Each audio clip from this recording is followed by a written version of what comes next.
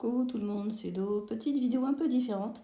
Ma fille voulait que je vous parle d'amour, de tout ce qu'on pouvait faire par amour. Vous savez, les trucs de zinzin. Ma fille, c'est une amoureuse de l'amour. Et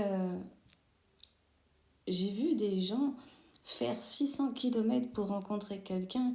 Et vraiment, ça a matché. Et ils ont tout quitté et ils se sont mis ensemble. Enfin bref, bien sûr, j'ai vu des demandes en mariage, un truc de dingue.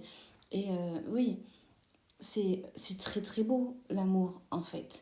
Surtout quand deux cœurs, quand deux âmes se sont reconnues, bien sûr qu'il y a une magie qui s'opère et on sait à ce moment-là que la personne là, elle est vraiment faite pour nous. Mais on sait que c'est à vie, je peux même pas vous l'expliquer. On sait à ce moment-là que ça va être celle-là et pas une autre. Mais c'est une certitude du fond de toi où tu sais que ça sera que celle-là. Et ça, vous voyez, à la base, je suis pas quelqu'un qui croit à ça, en fait. Pour moi, c'est on aime quelqu'un aujourd'hui comme on peut aimer quelqu'un demain. C'est que personne n'appartient à personne, puis les sentiments, voilà, ça bouge, ça change, ça évolue, enfin bref, la vie. Mais je sais que ça existe parce que j'en vois des gens où ça fait moult années qu'ils sont ensemble et que quand on les voit, l'amour n'a pas bougé. Je vous jure, il y a toujours cette étincelle où l'homme ou la femme, hein, quand ils se regardent, mais il y a ce truc du début, ce truc où on voit qu'ils s'aiment comme au début, voire plus fort avec les années et les années et les années. Vous, elle met cœur sur vous. Vous, je vous aime parce que vous me prouvez que c'est possible. Vous me prouvez que l'amour, c'est beau, en fait. Mais après, il y a les mauvais versants de l'amour.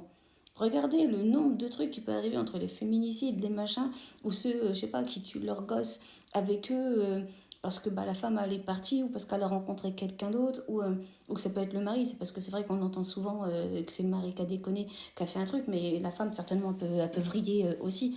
Mais les femmes, on aura plus tendance à stalker. Excusez-moi, faut que je me gratte là, voilà.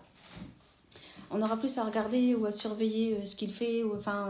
Voilà, nous, on serait plus de l'ordre du Colombo. Nous. Mais le mauvais versant de l'amour, c'est ça. Ça nous rend complètement starbés, en fait. De manière, il n'y a pas pire que la maladie d'amour. Hein, on le sait aussi. Et parfois, il nous faut 6 mois, 1 an, 2 ans. Et parfois, on ne s'endormait jamais après une rupture.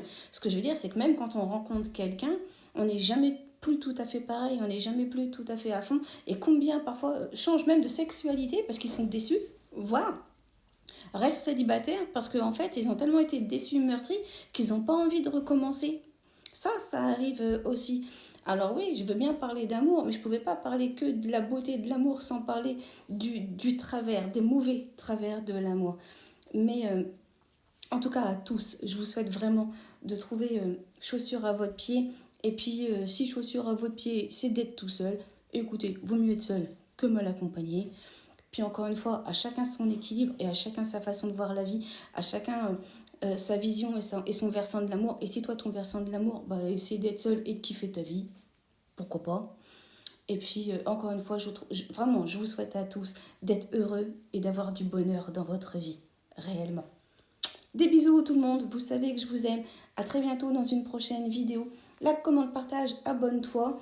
Et puis, comme d'hab, vous savez. Ciao, ciao, bye.